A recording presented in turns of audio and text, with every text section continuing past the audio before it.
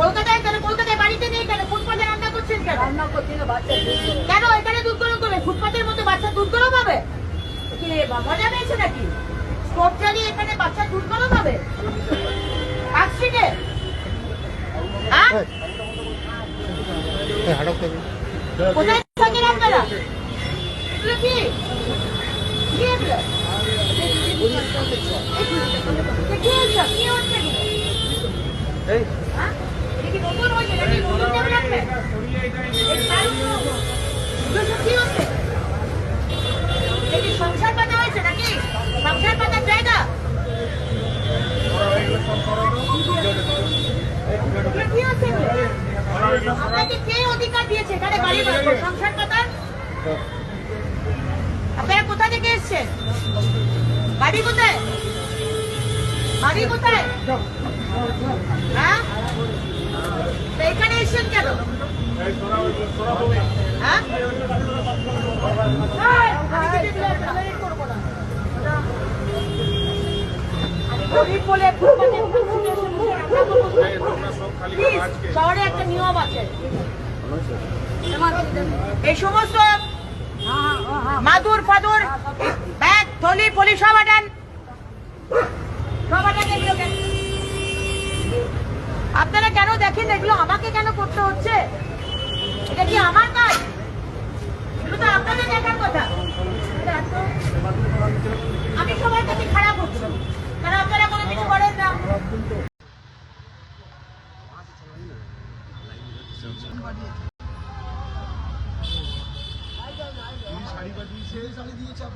অভিষেকটা খেলনা চকলেট সব অভিষেকটা পাঠিয়েছে, খেলনাটা তো পড়ে যায়। আর এই যে দুধের বোতলটা, দুধের জন্য একটা অভিষেকটা একটা দুধের বোতল পাঠিয়েছে, ওর জন্য যদি জায়গাটা গতকাল রাজ্যের মাননীয় মন্ত্রী অগ্নিমিত্রা পালকে দেখেছিলাম যে তিনি এখানে একটি ফুটপাতবাসী দুধ গরম করছিলেন বাচ্চার জন্য। অগ্নিমিত্রা পালকে আমরা দেখেছি পুলিশ নিয়ে এসে তিনি বলছেন এসব পার্ক স্ট্রিট এসব জায়গা এখানে এসব করা যাবে না। মা দুধ ফোটাচ্ছে বাচ্চার জন্য, তার থাকার জায়গা নেই, সে অসহায়। অসহায় মানুষের থাকার ব্যবস্থা তো করুন। আমরা তো অনেক নাইট শেল্টার করেছিলাম, অনেক জায়গায় থাকার ব্যবস্থা আছে, বাচ্চাদের পড়ার ব্যবস্থা আছে। দুধটাকে ফেলে দিতে আপনাদের গায়ে লাগে না? মনে রাখবেন, মায়ের অভিশাপ বড় অভিশাপ।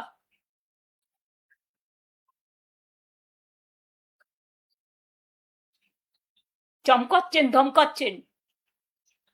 আমি এই পরিবারটার দায়িত্ব নিতে রাজি আছি।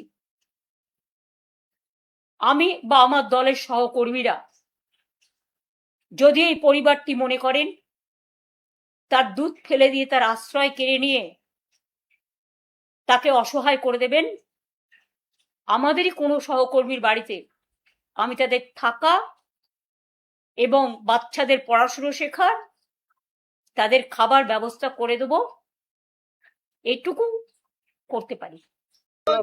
বারংবার উঠে যাওয়ার জন্য বলা হয়েছে যে এই জায়গাগুলো পুরো যে কোনো সময় বিপজ্জনক অবস্থায় আছে, যে কোনো সময় আজকে বা 50 বছর ধরে তো বাংলার মানুষ তো এইভাবেই আছে।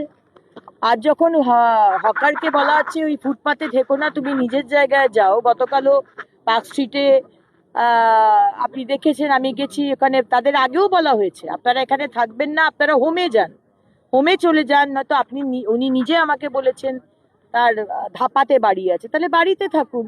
কিন্তু আপনাকে তো অধিকার দেননি যে কেউ ফুটপাতের মধ্যে দুধ গরম করবেন স্টোভ জ্বালিয়ে। আপনি তো নিজের বিপদ ডেকে আনছেন, বাকি সমস্ত যারা পথচারী যাচ্ছেন পেডেস্ট্রিয়ান তার বিপদও ডেকে আনছেন। আর এক গামলা দুধ তো আর একটা 6 মাসের বাচ্চা খেতে পারবে না। এক গামলা দুধ নিশ্চয়ই বাচ্চার জন্য ছিল না। তো বিরোধীরা বলছে যে বাচ্চার দুধ ফুটছে, আপনি এরকম করে এসে বলছেন। আরে বাচ্চার দুধ ফুটলেও বলবো, খিচুড়ি হলেও বলতাম, পকোড়া হলেও বলতাম। রাস্তার মধ্যে পেডেস্ট্রিয়ানে যাবার জায়গায় একটা ছোট্ট শিশু 6 মাসে সে পেডেস্ট্রিয়ানে ফুটপাতের মধ্যে হামাগুড়ি দিচ্ছে, পাশেই হচ্ছে রাস্তা, ফ্রি স্কুল স্ট্রিটের মতো একটা বিজি রোড। আজকে অ্যাক্সিডেন্ট হলে তো আপনারাই বিরোধীরা যারা আছেন আগুন জ্বালিয়ে দেবেন। দর্শক, এই যে একটা ঘটনা ঘটেছে, সেটাকে নিয়ে আমি দেখছি অনেক চর্চা হচ্ছে, main stream media, social media, সেখানে প্রচুর চর্চা হচ্ছে যে মন্ত্রী এটা কি করলেন, এতটা অমানবিক। বাচ্চার দুধ গরম করছিলেন মা, আর সেই দুধের জায়গাটাকে উল্টে দেওয়া, ফেলে দেওয়া, সরিয়ে দেওয়া, এটা কি করেছেন একজন মন্ত্রী? তিনি কি করে এটা করতে পারেন? তো প্রশ্ন তোলা হচ্ছে। আর যেটা হওয়ারই কথা, টিএমসি তারা একেবারে ঝাঁপিয়ে পড়েছে। অভিষেক নাকি কী সব পাঠিয়েছেন, বিস্কিট, শাড়ি, দুধ খাওয়ানোর জায়গা পাঠিয়েছেন। সেটা যারা দিতে গেছেন, বৈশ্যনর, কুণাল ঘোষ, আরও সব, তারা সব গিয়ে ওখানে বলছেন অভিষেক পাঠিয়েছেন। তো তারপরে দেখলাম কুণাল ঘোষও ভাষণ দিয়েছেন। আর মমতা ব্যানার্জি আজকে ফেসবুক লাইভে এসে অনেক কথাই বলেছেন, তার মধ্যে এটা যে উনিও বলেছেন যে মায়ের অভিশাপ এই হবে সেই হবে। তারপরে যেটা বলেছেন, থাকার জায়গা আমরা করে দেব। ভালো কথা, থাকার জায়গা ওনারা করে দেবেন। আমরা চাই আরও যারা সব ফুটপাতবাসী হিসেবে রয়েছেন সবারই থাকার জায়গা মমতা ব্যানার্জি দায়িত্ব নিয়ে করে দিন, খুব ভালো হয়। কারণ সত্যিই বিভিন্ন ফুটপাত যেভাবে দখল হয়ে রয়েছে, পার্ক স্ট্রিট, মল্লিক বাজার, ওইসব এলাকায়, ফ্রি স্কুল স্ট্রিট, মানে ওইসব এলাকায় যা সব দেখেছি, আরও অন্যত্র। তো এগুলো দেখুন, অগ্নিমিত্রা পালরা এসছেন, তারা তাদের আমলে বসানো হয়েছে, তারা কেন মানুষের বাসস্থান ঠিক করে দেননি এটা তো বললে চলবে না। তারা তো এসছেন সবে 3 মাস হয়েছে। যারা ফুটপাতবাসী হিসেবে আছেন তারা আগে থেকেই আছেন। আজকে মমতা ব্যানার্জি এত কথা বলছেন, তো আপনাকেই তো প্রশ্ন করতে হবে যে আপনি এতদিন তাহলে কি করেছেন? কেন মানুষকে ফুটপাতে থাকতে হচ্ছিল? আপনি তাহলে কি করেছেন? আজকে সব দায় নতুন সরকারের উপরে চাপিয়ে দিচ্ছেন, আর কেন এরকম করা হয়েছে বলে প্রশ্ন তুলছেন। অগ্নিমিত্রা পাল যেটা করেছেন আমি সেটা নিয়ে পরে আসছি। তো আমার কথা হচ্ছে যে আপনারা যে এত কথা বলছেন, তো আপনাদের তো মানে কি করেছেন বললেন যে আমি কি নাইট শেল্টার করেছি, শিক্ষার ব্যবস্থা করেছি। তো কোথায় নাইট শেল্টার করেছেন? তাহলে মানুষকে কেন ফুটপাতে থাকতে হচ্ছে কেন? যদি নাইট শেল্টার করে সেখানে ব্যবস্থার মানে পর্যাপ্ত ব্যবস্থা থাকতো, তাহলে এনারা কেনই বা এখানে এসছেন, কেনই বা এখানে থাকছিলেন কেন? পার্ক স্ট্রিট ওইরকম একটা গুরুত্বপূর্ণ জায়গা যেখানে বিদেশ থেকেও আসা লোকেরাও সব আশপাশে ঘোরাঘুরি করেন, কারণ ওখানে অনেক হোটেল টোটেল আছে আশপাশে, সে যাতায়াত করেন। তো সেখানে ফুটপাতে এরকম বাচ্চার দুধ গরম করা বলা হচ্ছে। মন্ত্রী বলছেন একটা বাচ্চা বা দুটো বাচ্চা এত দুধ কী করে খেতে পারে। তো এটা হয়তো অন্য কোনো ছিল, ব্যবসা বাণিজ্যের ব্যাপারও থাকতে পারে। আর তাছাড়া কিছু ঘটনা ঘটে গেলে, দুর্ঘটনা ঘটে গেলে, সেই তো এক্ষুনি বিরোধীরা বলবে কি সরকার কি করছিল, কেন দেখে না ফুটপাতে কি দুধ গরম করে খাওয়ানোর জায়গা? তখন তো বিরোধীরা প্রশ্ন তুলবে। তো কোনো দুর্ঘটনা ঘটে গেলে, রাস্তা দিয়ে গাড়ি টাড়ি যাচ্ছে, তখন তো প্রশ্ন তুলবে। তো দেখার দায়িত্ব তো আমাদের পড়েছে, সেই জন্য দেখছি।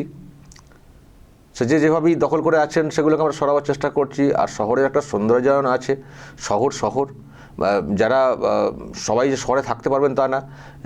যারা ধরুন এই যে আমি বলছি এই পরিবারের কথা, এই পরিবার অসহায় পরিবার বলা হচ্ছে, সব ঠিক আছে, অসহায় পরিবার হলেও জায়গাও আছে থাকার। রাজ্যের আরও অনেক জায়গা আছে, সেখানে গিয়ে থাকা। পার্ক স্ট্রিট এরকম হার্ট অফ দ্য টাউন, সেখানে এইরকমভাবে থাকবেন দখল করে, বিপদের ঝুঁকি নিয়ে, কি করে সেগুলো সহ্য করে নতুন সরকার? তো এইসব নিয়ে ধর অনেক প্রশ্ন উঠবে, কিন্তু এখন টিএমসি নেমে পড়েছে এটাকে নিয়ে পলিটিক্স করার, এবং তারা শেল্টার দেবে। ভালো কথা, শেল্টার দিচ্ছে দিক, সবারই শেল্টার অনেক আগে থেকে দেওয়া দরকার ছিল। তো এখনও যারা শেল্টার পাননি, ফুটপাতে থাকছেন, যান মমতা ব্যানার্জির সঙ্গে, টিএমসির সঙ্গে যোগাযোগ করুন না, সব শেল্টার দেবেন বলছেন, খুব ভালো কথা। শহরের যে একটা বিরাট এই ফুটপাত দখল যে সমস্যা, সেটাও মিটবে। আমরা খুব খুশি হব। মমতা ব্যানার্জি তারাই তো ফুটপাতবাসী বেশি করে করেছেন, তো তাদেরকে যদি শেল্টার দেওয়ার ব্যবস্থা করেন দলের তরফ থেকে, আমরাও খুশি হব। কারণ শহরটা ফুটপাত দখল মুক্ত হোক, সেটা শহরের মানুষও চান। ফুটপাত দখল মুক্ত হোক। আর ফুটপাত দখলে অনেক সমস্যা আছে, অনেক ধরনের সমস্যা আছে। যারা শহরে যাতায়াত করেন তারা জানেন। অনেকে হকারি করেন, হকারি করা যায় নিজের কাজের জন্য, কিন্তু ফুটপাত দখল করে মানুষের যাতায়াতকে সমস্যায় ফেলে দেওয়া এটাও ঠিক না। আমরা গরিব মানুষ কি করব? এটা গরিব মানুষ একটা ব্যাপার আছে, কিন্তু গরিব মানুষ মানে অন্য মানুষদেরকে সমস্যায় ফেলে আমরা আমাদের কাজ কারবার করব, সেটাও ঠিক না। পরিকাঠামো সেই মতো করে করতে সময় দিতে হবে। আর প্রশাসনকে একটু শক্তভক্ত হতে হয়। আজকে এত ফুটপাতবাসী হলেন কি করে? নিশ্চয়ই একটা ওই আলগি ভাব ছিল। আলগি ভাব ছিল, যা খুশি করতে দেওয়া হতো, ভোট ব্যাংকের ব্যাপারে থাকতো। এই যে মহিলার কথা বলা হচ্ছে, আমি যেটা শুনছি মহিলার আগে নাম ছিল নাকি গীতা, আগে নাম ছিল গীতা, পাঞ্জাবের। উনি এক মুসলিম লোককে বিয়ে করেছিলেন, নাম পরিবর্তন করে রাখা হয়েছিল রশিদা। তার স্বামী চলে গেছে, তারপরে এক মেয়ে, তিনিও স্বামী পরিত্যক্তা, তার দুটো বাচ্চা, মানে একটা জটিল পরিবার, জটিল পরিবার। মুসলিম কমিউনিটিতে এসে থাকা, বুঝতে পারছি মুসলিমদের তো এরকম হাল আরও অন্যত্র দেখবেন, বেহাল দশা, তবুও তারা গঁয়ে থাকবে, গঁয়ে থাকবে। নিজেদের হাল খারাপ, তবুও তারা গঁয়ে থাকবে, প্রকৃত উন্নয়ন, প্রকৃত শিক্ষার দিকে ঝুঁকবে না। তো এরকম একটা পিছিয়ে পড়া পরিবার।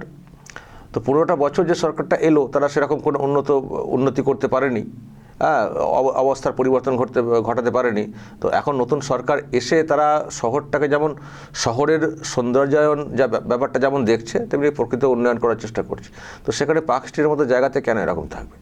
তো এইটা নিয়ে প্রশ্ন তুলেছেন। হ্যাঁ, আমি শেষে একটা কথা বলবো, অগ্নিমিত্রা পলের যে ব্যাপারটা নিয়ে বেশি প্রশ্ন তোলা হচ্ছে সেটা হচ্ছে উনি একটু হার্ডলি করে ফেলেছেন, মানবিক হওয়ার কথা অনেকে বলছেন। আসলে এগুলো খুব সেন্সিটিভ বিষয়, এটা যে কোনো মানুষের দেখলে একটু লাগে, তো একটু চোখে লাগে বিষয়টা।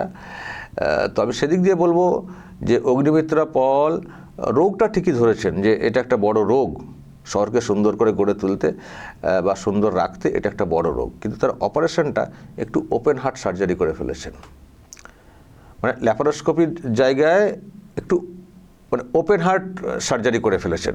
তো এটা হচ্ছে সবথেকে বড় একটা মানে সমস্যা, যেটা আমি বুঝছি। মানে একটু সূক্ষ্মভাবে করলে এতটা হইচই হতো না, তো উনি একটু হার্ডলি করে ফেলেছেন। এবং শেষে শুনলেন, শেষের দিকটাতে পুলিশকে বললেন যে এগুলো আপনারা দেখেন না কেন, আজকে আমাকে মানে দোষ পেতে হবে? মানে উনি যেভাবে তুলছেন, এতে যে উনি দোষ পাবেন বা ওনাকে লোকজন কথা বলবেন, সেটা উনি ওখানে দাঁড়িয়েই ফিল করেছেন যে আমাকে এগুলো করতে হচ্ছে, আজকে আমাকে লোকে বলবেন।